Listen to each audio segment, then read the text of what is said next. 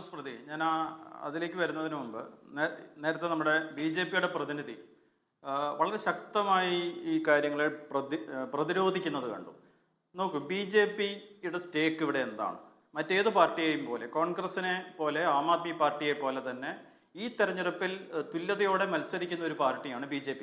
ഞാൻ സങ്കല്പം പറയാണ്, നമ്മുടെ രാജ്യത്തിലെ ഗ്രൗണ്ട് റിയാലിറ്റി അല്പം വ്യത്യസ്തമാണ്. പക്ഷെ ഇതാണ് സങ്കല്പം, നമ്മുടെ നിയമത്തിന് മുന്നിലുള്ള സങ്കല്പം. അപ്പം BJP കൂടി മറ്റു രാഷ്ട്രീയ പാർട്ടികളെ പോലെ ഒരു ഈക്വൽ സ്റ്റേക്ക് ഹോൾഡർ ആയിരിക്കെ തെരഞ്ഞെടുപ്പ് കമ്മീഷന്റെ ഭാഗത്തു നിന്ന് കണക്കുകൾ പബ്ലിഷ് ചെയ്യുമ്പോൾ ആദ്യം വന്ന കണക്കിൽ നിന്ന് വ്യത്യസ്തമായി 10% വരെയൊക്കെ വ്യത്യാസമുള്ള കണക്ക്, കൂടുതലായ കണക്ക് വരികയാണ്. അപ്പോൾ സത്യത്തിൽ BJP-ക്കും കൂടി അവിടെ ഞെട്ടലുണ്ടാവേണ്ടതാണ്. BJP കൂടി ഇക്കാര്യത്തിൽ പരാതിക്കാരാവേണ്ടതാണ്. പക്ഷേ മറിച്ച് സംഭവിച്ചത് BJP ഈ കാര്യത്തിൽ പ്രതിരോധിക്കുകയാണ്.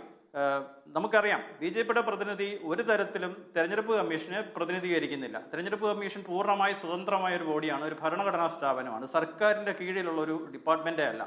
പിന്നെ എന്തുകൊണ്ടാണ് BJP-യുടെ പ്രതിനിധി ഈ കണക്കിൽ വന്ന ഡിസ്ക്രിപ്പൻസിയിൽ ഒരു സംശയവും പ്രകടിപ്പിക്കാത്തത്? വളരെ അതിശക്തമായി അതിനെ പ്രതിരോധിക്കാൻ ശ്രമിക്കുന്ന എന്താണ് വലിയ അത്ഭുതമുള്ള കാര്യമാണ്. അതിന് കാരണം ഈ പറയുന്ന അപ്പാരന്റ്ലി നമുക്ക് ഇതിന്റെ യഥാർത്ഥ കണക്ക് അറിയില്ല, എത്ര ഡിസ്ക്രിപ്പൻസി ഉണ്ടെന്ന് അറിയില്ല. കാണുന്ന കണക്കാണ്, വന്ന 2 കണക്കുകളിൽ വ്യത്യാസങ്ങൾ കാണുന്നുണ്ട്. അതിലെന്തെങ്കിലും നേട്ടം ഉണ്ടാവാൻ സാധ്യതയുള്ളത് BJP-ക്ക് ആയതുകൊണ്ടാണോ എന്ന് പൊതുജനങ്ങൾക്കൊരു സംശയം തോന്നിയാൽ അവരെ കുറ്റപ്പെടുത്താനാവില്ല. ഒരു പോയിന്റ്.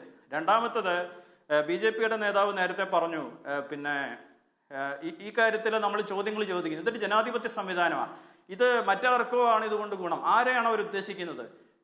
ഇന്ത്യയിൽ മത്സരിക്കുന്ന എല്ലാ പാർട്ടികൾക്കും ഇത് ചോദ്യം ചെയ്യാനുള്ള അവകാശമുണ്ട്. അത് നിരന്തരമായി ജനാധിപത്യം അങ്ങനെയാണ് പ്രവർത്തിക്കുന്നത്. അത് BJP-ക്ക് ഇതുവരെ മനസ്സിലായില്ല എന്നുണ്ടോ? ജനാധിപത്യം പ്രവർത്തിക്കുന്നത് അങ്ങനെയാണ്. നമ്മൾ നിരന്തരമായി ചോദ്യങ്ങൾ ചോദിക്കേണ്ടി വരും. ചെറിയ സംശയങ്ങൾ ഉണ്ടാവുമ്പോഴും അത് ഉയർത്തേണ്ടി വരും. അതൊന്നും രാജ്യദ്രോഹമാവില്ല, അതൊന്നും ഒരു ഭരണഘടനാ സ്ഥാപനത്തിനെ അപമാനിക്കലാവില്ല, അതൊന്നും നമ്മൾ കോടതി ഇലക്ഷൻ പോലെ നമ്മുടെ നാട്ടിൽ പിന്നെ ഈ പറയുന്ന ഇലക്ഷൻ കമ്മീഷന് അലക്ഷ്യമാണ്. കണ്ടംപ്റ്റ് ഓഫ് ഇലക്ഷൻ കമ്മീഷൻ ഒരു സംഗതി ഇല്ല. ചിലപ്പോൾ നാളെ ഇനി അതും കൊണ്ടുവന്നേക്കാം. പക്ഷേ ഒരു ജനാധിപത്യ സംവിധാനത്തിൽ അതിന്റെ സുതാര്യതയും തുല്യതയും നിലനിർത്തണമെങ്കിൽ നിരന്തരമായി ചോദ്യങ്ങൾ ചോദിച്ചുകൊണ്ടേ ഇരിക്കേണ്ടി വരും.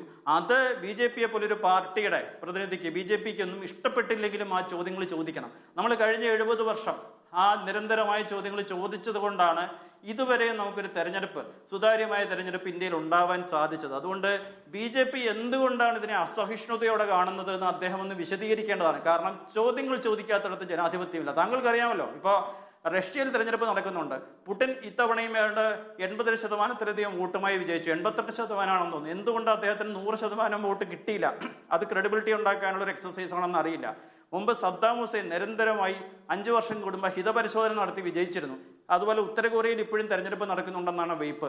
അങ്ങനെ അത്തരത്തിൽ തെരഞ്ഞെടുപ്പ് നാടാൻ നടക്കുന്ന പല രാജ്യങ്ങളും ഉണ്ട്. ഇന്ത്യയെ അതുപോലെ അല്ല കാണുന്നത് ലോകരാജ്യങ്ങൾ.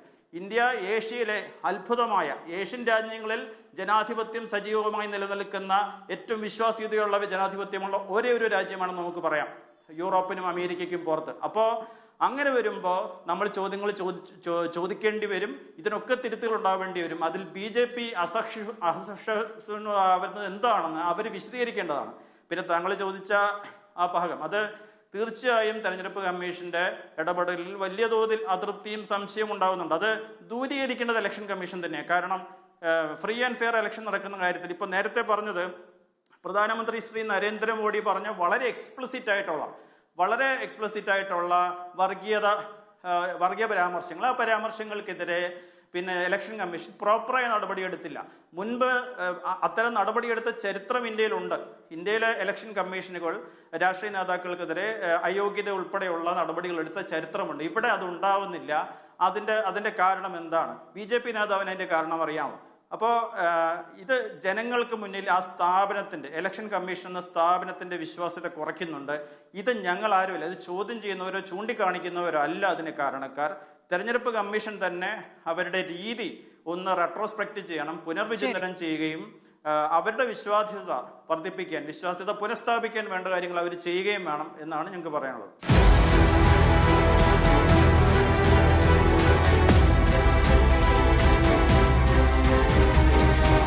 ഡിബേറ്റ് വിത്ത് സ്മൃതി പരുത്തിക്കാട്.